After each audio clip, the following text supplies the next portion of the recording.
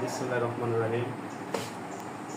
আমি Mohammad Rasel Ali, panel chairman, নামাজ union পরিষদ, বগুড়া সদর, বগুড়া।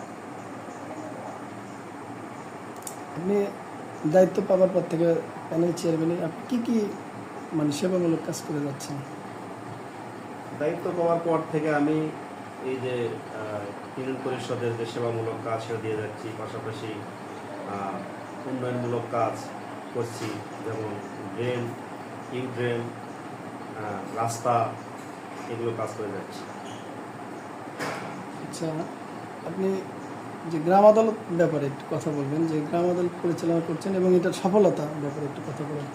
হ্যাঁ, গ্রাম আদালত এখানে গ্রামের মানুষ অতি সহজে বিচার, অল্প সময়ের মধ্যে বিচার পাওয়ার জন্য এখানে ছুটে আসে। তো আমরা সেটা ইনশাল্লাহ অত্যন্ত আন্তরিকতার সহিত আমরা সেটা নিষ্পত্তি করে থাকি।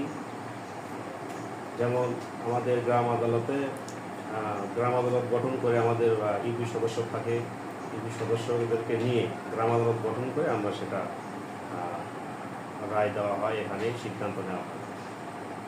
এই যে বাদ বাকি সময়টা আছে, আপনার এই সময়টাতে আপনার এই পরিষদকে নিয়ে আলাদা কোনো ভাবনা রয়েছে কেন? হ্যাঁ, বাদ বাকি সময়ে ইনশাল্লাহ আমি যে কয়েকদিন আছি, ইনশাল্লাহ আমার চিন্তা চেতনা এই নামুজা ইউনিয়ন পরিষদকে একটি আধুনিক ইউনিয়ন পরিষদ এবং মডেল ইউনিয়ন পরিষদ হিসেবে রূপান্তরিত করার চেষ্টায় আছি ইনশাল্লাহ। ধন্যবাদ।